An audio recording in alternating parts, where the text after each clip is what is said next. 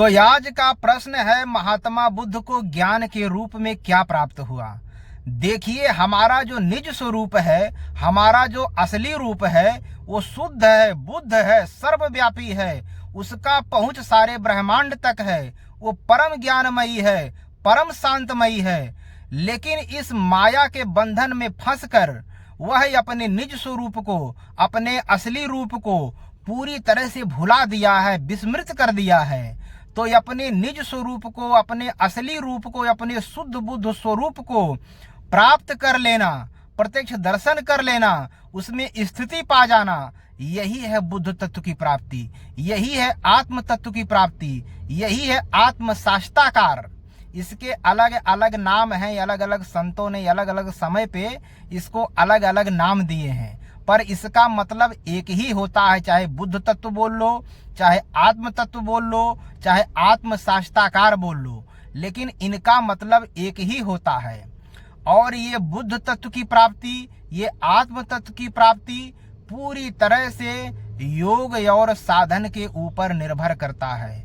जो योग करेगा, साधन करेगा, वही इसको प्राप्त कर सकता है, और कोई नहीं कर सकता।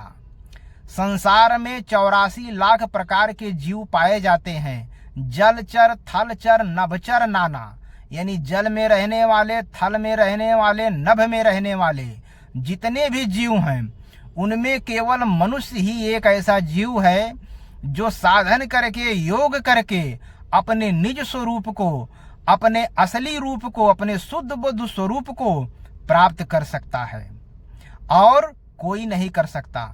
अब वो मनुष्य इस संसार के किसी भी हिस्से का क्यों ना हो, और कैसा भी मनुष्य क्यों ना हो, बस पागल ना हो, वो योग कर सकता हो। और पढ़ा लिखा भी होने की जरूरत नहीं है, क्योंकि योग करने में ज्यादा पढ़ा लिखा नहीं चाहिए। उसमें जो है, जितना शांत रहेगा, जितना निश्चिंत रहेगा, उतने जल्दी वो योग में सफल होगा, साधन में प्रगति कर पाएगा। तो गौतम बुद्ध को ज्ञान के रूप में अपने निज स्वरूप को, अपने असली रूप को ही प्राप्त किए थे। और हम सबका असली रूप, निज स्वरूप सबका एक ही है, अलग अलग नहीं है। लेकिन जब पाओगे, जब प्रत्यक्ष दर्शन करोगे, तब आप यह देखोगे।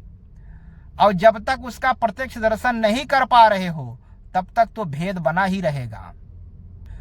तो महात्मा बुद्ध योग के द्वारा, साधन के द्वारा, अपने रहते हुए ही करीब 500 भिक्षुओं को बुद्ध तत्व की प्राप्ति करवाए थे, और करीब 20,000 उनके और शिष्य थे। लेकिन 500 लोगों को उन्होंने बुद्ध तत्व की प्राप्ति अपने रहते हुए ही करवा दिए थे, योग पर, साधन पर चला करके।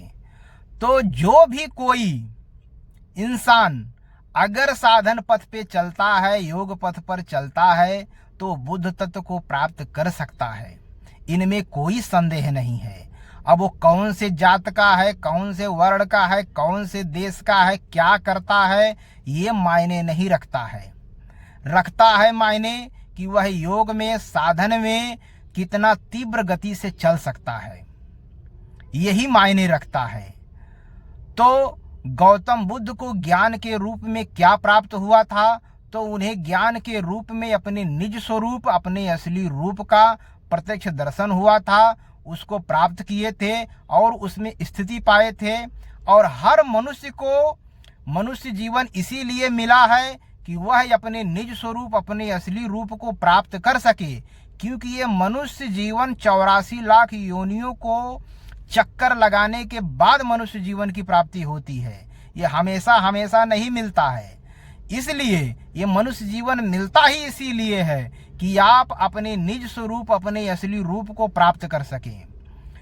तो अगर आप हमारा वीडियो यहाँ तक देख लिए हैं, तो मेरे ब्रह्मदेव सद्विचार चैनल को लाइक कीजिए, सब्सक्राइब कीजिए, बेल आइकन दबा दीजिए। और इन्हीं बातों के साथ मैं अपने बातों का पूर्ण विराम करता हूँ। जय श्री राम, जय श्री सीताराम, जय श्री सद्गुरुदेव भगवान की जय हो।